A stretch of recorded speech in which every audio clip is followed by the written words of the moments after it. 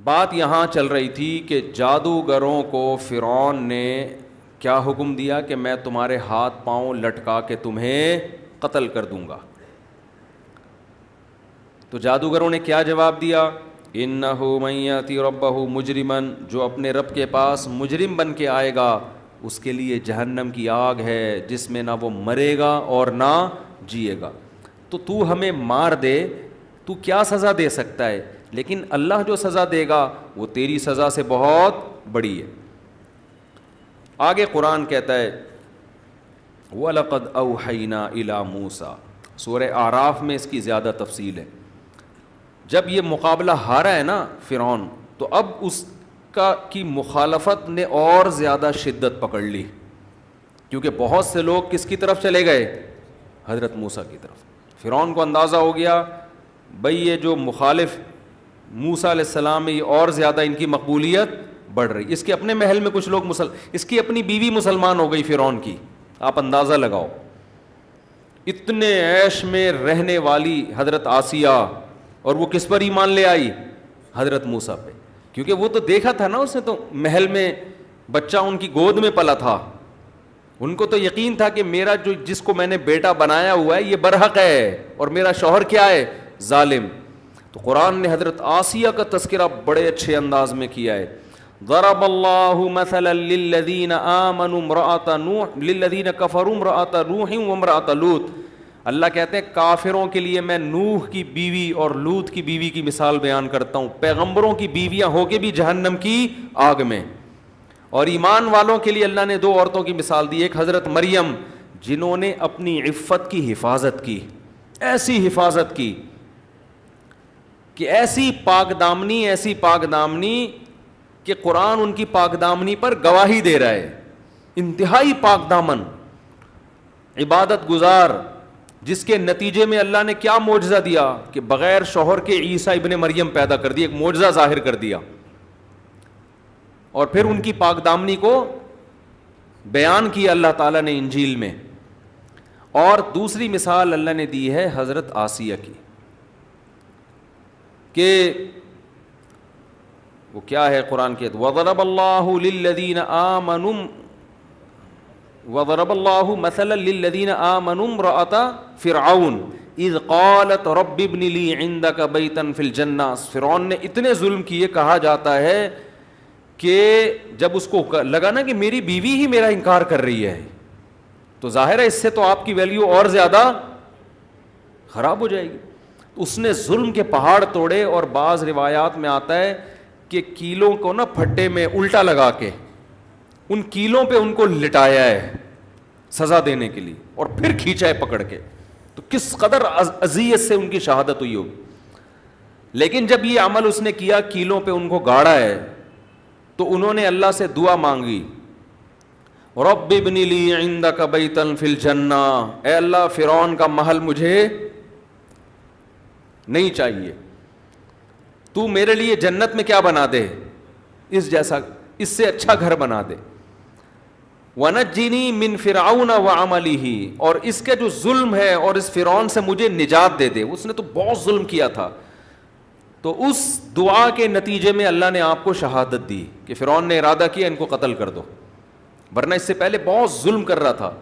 تو وہ یہ چاہتی تھی کہ اس ظلم سے میری کیا ہو جائے، نجات. تو بعض دفعہ اللہ کسی کو اپنے پاس بلا کے بھی ظلم سے کیا دے دیتا ہے، نجات دیتا ہے. اور انہوں نے دعا مانگی کہ اللہ، ظاہر ہے فرعون کے محل سے وہ کہاں جائیں گی، تو رب ابن لی عندک بیتا فی الجنہ، اتنا بڑا عالی شان محل جہاں سہولت کی ہر چیز ہے، میں تیری خاطر چھوڑ رہی ہوں، تو اس کا نیب البدل اے اللہ تو مجھے جنت میں دے دے.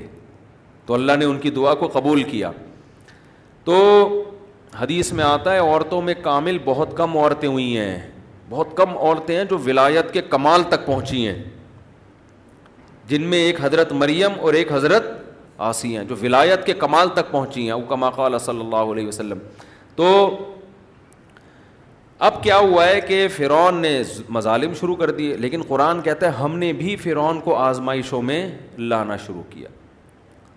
ارسلنا علیہم الطوفان والجراد والقمل والضفادع والدم مختلف قسم کے نا عذاب فرعون پر آنا شروع ہو گئے, طوفان آنا شروع ہو گئے, کھیتیاں تباہ ہونا شروع ہو گئیں, الجراد ٹڈیوں نے کھیتیوں کو کھانا شروع کر دیا.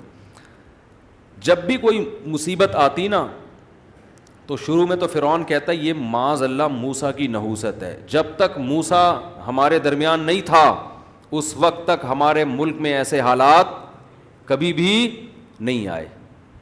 ہماری معیشت مسلسل ترقی کر رہی تھی, نہ کھیتیاں تباہ ہوتی تھی, نہ عذاب آتے تھے, اور ہمیشہ کس پہ ڈال دیتا؟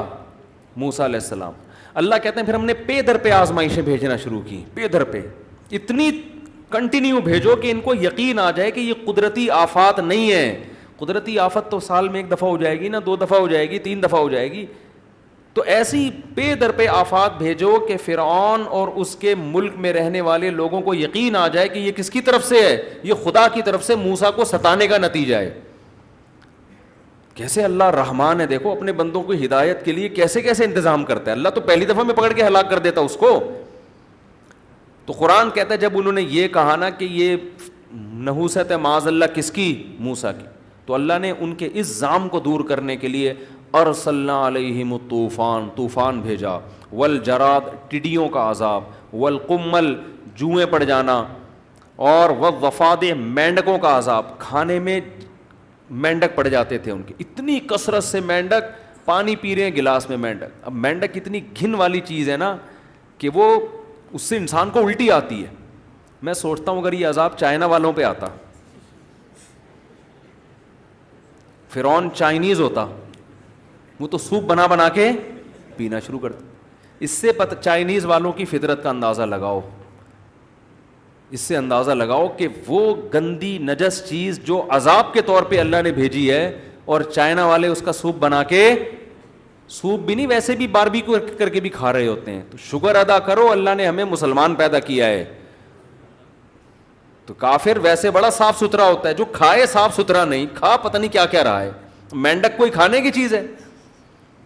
تو قرآن کہتا ہے والضفادع, اور مینڈکوں کا عذاب ہم نے بھیجا, والدم, اور خون, جگہ جگہ خون آنے لگتا, کھانے میں خون سے بھی گھن آتی ہے لیکن بعض لوگ خون بھی پی جاتے ہیں. والدم آیات مفصلات, ایسی آیات جو واضح آیات تھیں جس سے لگ رہا تھا اچھا ان میں کچھ تو قدرتی ہے, جیسے ٹڈیاں کبھی مسلط ہو جاتی ہیں, کھیت چڑھ کر جاتی ہیں, طوفان. لیکن یہ جو مینڈک کا عذاب آ رہا ہے, خون کا عذاب آ رہا ہے, یہ دیکھ کے تو انسان کہہ سکتا ہے کہ یہ قدرتی آفت نہیں ہے, یہ تو کوئی خدا کی طرف سے عذاب ہی ہے, اس کے علاوہ کچھ بھی نہیں. کتنی واضح دلیل. قرآن کہتے ہیں جب زیادہ بیزار ہو جاتے نا عذاب میں تو پھر موسیٰ کے پاس آتے اور کہتے ادعو لنا ربک بما عہد عندک, اے موسیٰ تو خدا سے دعا مانگ لے کہ اس عذاب کو ہم سے دور کر دیں. اگر اس عذاب کو تیری دعا سے خدا نے ہم سے دور کر دیا, لئن کشفت عنا الرجز, دور کر دیا نا تو نے, لنؤمنن لکا. اچھا شروع میں پتہ ہے کیا کہتے تھے, یہ بھی قرآن نے بیان کیا. جب پے در پہ بہت ساری مصیبتیں آئی ہیں تو کہتے یا ایھا الساحر, اے جادوگر, تو جو یہ جادو کے زور سے ہمیں کبھی طوفان اور یہ سب چیزیں لا رہا ہے نا, تو چل تو اگر یہ چیزیں خدا دور کر سکتا ہے تو جادوگری, لیکن خدا سے دعا کر کے یہ چیزیں ہم سے کیا ہو جائیں, دور ہو جائیں. یعنی طنز بھی کر رہے ہیں اور درخواست بھی کر رہے ہیں تاکہ ایسا نہ ہو کہ یہ چیزیں دور ہوں تو پھر موسیٰ کہے کہ دیکھو اللہ نے دور کر دی, تو ہم کہیں گے یہ تو ہے تیرا جادو. وہ تو ہم تجھے اگر کہیں کہ جادو ہٹا دے تو مانے گا نہیں. کس قدر ہٹ دھرمی ہے یا نہیں ہے, اتنی ٹینشن ہے. حالانکہ جادوگر کے پاس یہ طاقتیں نہیں ہوتی, وہ تو تھوڑے بہت شعبدے دکھا کے نکل لیتا ہے. تو پھر قرآن کہتا ہے پھر ہم نے پے در پہ اور زیادہ عذاب ان کے اوپر مختلف نوعیتوں کے بھیجے, تو تنگ آ کے پھر بالآخر کہنے لگے یا موسیٰ ادع لنا ربک بما عہد عندک, اے موسیٰ تیرے رب نے تجھ سے ایک ایگریمنٹ کیا ہے, تیری ہی زبان سے ہم نے سنا ہے کہ ہم ایمان لائیں گے تو یہ مصیبتیں ہم سے دور ہو جائیں گی. تو تو دعا کر لے کہ مصیبتیں پہلے ہم سے دور ہو جائیں, پھر ہم کیا کریں گے, ایمان لیں. ہمارا وعدہ لئن کشفت عنا الرجز لنؤمنن لک, ہم تجھ پر ایمان بھی لائیں گے. اور قسم اٹھا کے کہہ رہے ہیں لنؤمنن, نون تاکید کے لیے, ضرور ایمان لائیں گے. وَلَنُرْسِلَنَّ مَعَكَ بَنِي اسرائیل, اور بنی اسرائیل قوم کو بھی تیرے حوالے کر دیں گے, جہاں چاہے لے جا تو ان کو. قرآن کہتا ہے فَلَمَّا كَشَفْنَا عَنْهُمُ الرِّجْزَ, جب انہوں نے ایگریمنٹ کیا نا اللہ سے اور موسیٰ سے, ہم نے اس عذاب کو ان سے دور کر دیا. اِذَا هُمْ يَنْكُثُونَ, فوراً ایگریمنٹ توڑنے لگے. یہ بھی نہیں کہ چلو تھوڑا توقف کر لو, 1 ہفتہ 2 ہفتہ 3 ہفتے, جیسے ہی عذاب دور ہوا ہے فوراً کیا کہنے لگے, یہ تو نیچر اور فطرت کا حصہ ہے, قوموں پر مصیبتیں آتی بھی ہیں اور مصیبتیں ٹلتی بھی ہیں. قرآن کہتا ہے فَانْتَقَمْنَا مِنْهُمْ, ہم نے پھر ان سے انتقام لیا. اب تک جو عذاب آ رہے تھے وہ انتقام والے نہیں تھے. اب قرآن کہتا ہے جب یہاں تک ان کی اچھا, اس دوران اور بھی فرعون نے ظلم یہ کیا کہ بنی اسرائیل کے بچوں کو مزید تیزی سے قتل کرنا شروع کر دیا اس نے. جب فرعونیوں نے آ کے کہا نا کہ بھائی موسیٰ کا تو سکہ بھاری ہوتا جا رہا ہے, لوگ اس پر ایمان لا رہے ہیں, تعداد بڑھتی چلی جا رہی ہے, تو فرعون نے کہا سَنُقَتِّلُ أَبْنَاءَهُمْ, کوئی بات نہیں, ہم ان کے بچوں کو اور زیادہ قتل کریں گے, ان کی نسل ہی ختم کر دیں گے.